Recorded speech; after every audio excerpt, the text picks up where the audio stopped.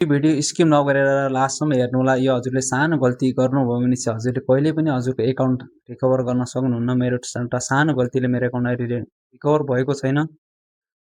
मेरो अहिले content monetisation tool enable भएको छ एकाउन्टमा। मेरो ब्याङ्क एकाउन्ट पनि मैले नेपालको सेटअप गरिसकेको छु।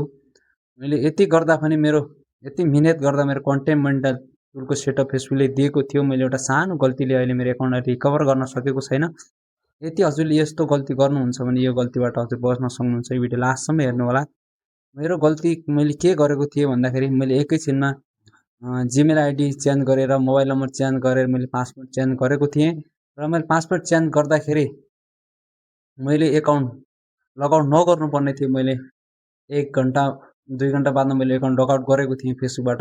मैले एकाउन्ट लगआउट गर्दाखेरि फेरि मैले केही छिनपछि फेरि फेसबुक लगइन गर्नु खोजेँ। मेरो एकाउन्ट अहिले लगइन भइरहेको छैन।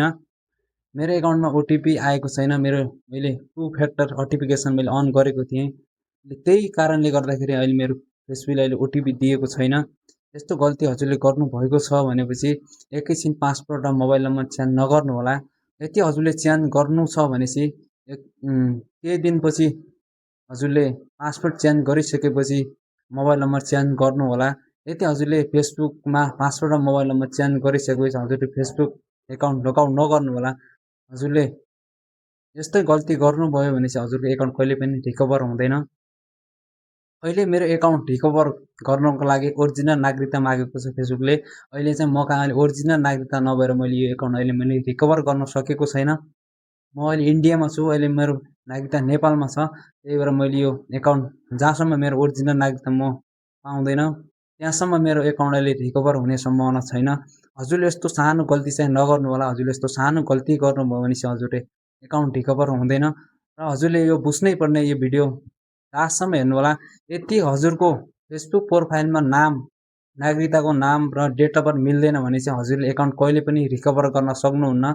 यदि अहिले फेसबुकमा काम गर्दै हुनुहुन्छ, अहिले फेसबुक न्यू कन्टेन्ट क्रिएटर हुनुहुन्छ, फेसबुकमा यदि काम गर्न चाहनुहुन्छ भने चाहिँ हजुरले एकाउन्ट बनाउँदै हुनुहुन्छ भने चाहिँ हजुरले आफ्नो डेट अफ बर्थ र आफ्नो नागरिकताको जे नाम छ त्यही नाम हजुरले राख्न सक्नुहुन्छ।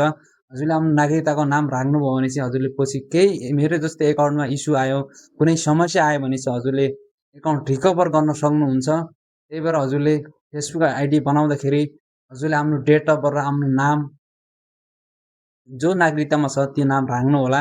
यदि हजुरले राख्नु भएको छैन भने चाहिँ आजबाट हजुरले आफ्नो प्रोफाइलबाट एडिट गरेर आफ्नो डेट अफ बर्थ एडिट गरेर आफ्नो नाम एडिट गरेर जुन नागरिकतामा नाम छ त्यो नाम फेसबुकमा राख्नु होला। हजुरले पछि यस्तो समस्या आउँदाखेरि हजुरले आफ्नो एकाउन्ट रिकभर गर्न सक्नुहुन्छ। अहिले मेरो कन्टेन्ट मोनेटाइजेसन टुलको सेटअप आएको एकाउन्ट अहिले मैले रिकभर गर्न सकेको छैन। मैले ब्याङ्क एकाउन्ट एकदम मिहिनेत लगाएर मैले सेटअप गरेको थिएँ। मेरो ब्याङ्क एकाउन्ट पनि भेरिफाई भएको छ एकाउन्टमा। अहिले त्यही भएर अहिले फेसबुकको रुल्स एकदम कडा छ। त्यसैले हजुरले यदि एकाउन्ट बनाउँदै हुनुहुन्छ, एकाउन्ट बनाउनु भएको छ भनेपछि एकैछिन मोबाइल नम्बर र पासवर्ड चेन्ज नगर्नु होला। यदि हजुरले चेन्ज गर्नुभयो भने चाहिँ एकाउन्ट हजुरले लगआउट नगर्नु होला। हजुरले केही समयपछि चलाएर फेरि लगआउट गर्दाखेरि कुनै फरक पर्दैन। हजुरले यदि फेसबुकमा हजुरको नाम र डेट अफ बर्थ मिल्दैन भने चाहिँ आजैबाट हजुरले डेट अफ बर्थ र नाम चेन्ज गर्नुहोस्। आफ्नो जुन आफ्नो नागरिकताको नाम र आफ्नो नागरिकताको डेट अफ बर्थ छ त्यही राख्नुहोस्। हजुरले पछि यस्तो समस्या आयो भनेपछि हजुरले मजाले आफ्नो एकाउन्ट रिकभर गर्न सक्नुहुन्छ। मैले हजुरलाई यो स्क्रिनसट पनि साइडमा राखेको छु। मेरो एकाउन्ट अहिले 48 घन्टासम्म मेरो रिभ्यूमा फसेको थियो र मैले नागरिकताको फोटोकपी पठाउँदाखेरि ओरिजिनल रङ्गीन फोटोकपी गरेर पनि पठाएको थिएँ। मेरो एकाउन्ट चाहिँ रिकभर भएन।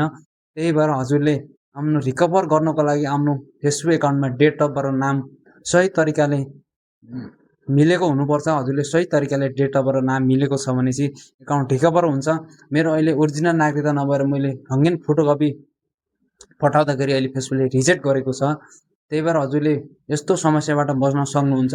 आफ्नो एकाउन्टलाई एकदम सुरक्षित राख्नको लागि आफ्नो एकाउन्टमा आफ्नो नागरिकताको जे नाम छ र नागरिकताको डेट अफ बर्थ जुन छ त्यही राख्नु होला।